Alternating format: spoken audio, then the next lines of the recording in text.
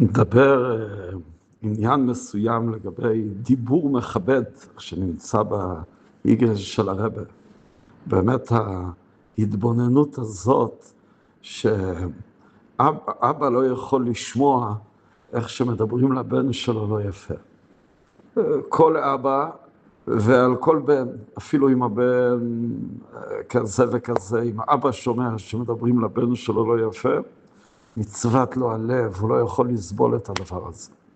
אם זה נעשה את החשבון נפש, שאנחנו הולכים לדבר משהו, זה שאנחנו מדברים אליו, הוא בן של הקדוש ברוך הוא. והעין רואה ואוזן שומעת. והקדוש ברוך הוא עומד, האבא עומד ושומע איך אתה מדבר. אז ודאי זה אחר.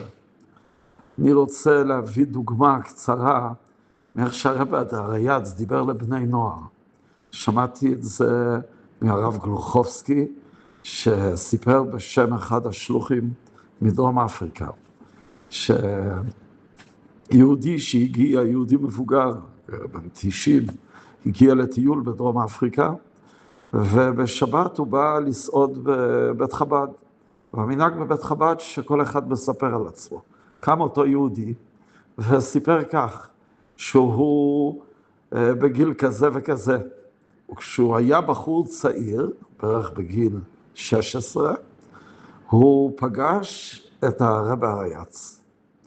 הרבי הריי"צ ביקר בשיקגו, והתארח בדירה של מישהו מכובד בשיקגו, וקיבל היחידס. פרסמו בעיתונות, אז היו דוברי יידיש, פרסמו שהרבי הזה שניצח את הקומוניסטים, מקבל היחידות. אז באו גם בני נוער כדי לדבר עם הרבי הריי"צ, כי רצו לראות את הרבי הזה שניצח את הקומוניסטים. אז הם התאספו ליד הדירה במרפסת ועשו רעש. הרבי הריי"צ שלח את המזכיר לבדוק למה יש רעש. המזכיר אמר שהגיעו בני נוער. אמר לו הרבי הריי"צ, אם הגיעו בני נוער, שהם ייכנסו ראשונים. הם נכנסו, הרבי הריי"צ קם ממקומו, וסחב כיסאות כדי שהם ישבו מסביב לשולחן. הם אמרו לו, רבי, אל תסחוב, אנחנו צעירים, אנחנו נסחוב את הכיסאות. אבל הרבי הריי"צ אמר להם, לא, אתם האורחים שלי, האורחים הכי מיוחדים. אז הרבי הריי"צ הסביר להם איך שעניינו זה חינוך, כי באים אנשים לשאול אותו על רפואה, על עסקים, על משפט, זה לא עניינו. אתם, הצעירים, באים לשאול על חינוך, זה ענייני, אתם הכי מכובדים אצלי, מאוד כיבד אותם. ואז הוא דיבר איתם על שמירת שבת, ודיבר ככה בהתלהבות, איך שיהודי, הנשמה שלו מבקשת לשמור שבת. אותו בחורצ'יק שהיום מדבר בדרום אפריקה בפני הקהל, אז היה בן 16, אומר שהוא החליט שמהיום הוא לא עובד בשבת. הוא היה עובד בעבודה במפעל לייצור תרופות, הוא היה עובד, אז החליט שיותר שבת הוא לא עובד. הוא בא ואמר לבעלים, הבעלים היה יהודי, אני בשבת לא עובד יותר. שאל אותו הבעלים למה?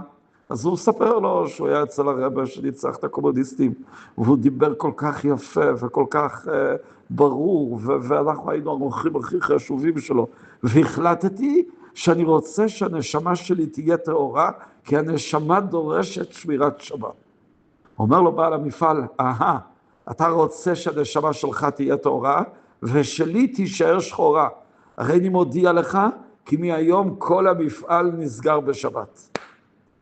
אז תראו איך דיבור טוב ומכבד פועל נפלאות. אותו יהודי אמר להם שעד היום, הוא כבר היה קרוב ל-90 אז, הוא שומר שבת, ולכן הוא בא לאכול בבית חב"ד. בגלל שהרבי הריי"צ דיבר אליו באופן יפה ומכבד. לפחות שאנחנו נעיר גם כן כך.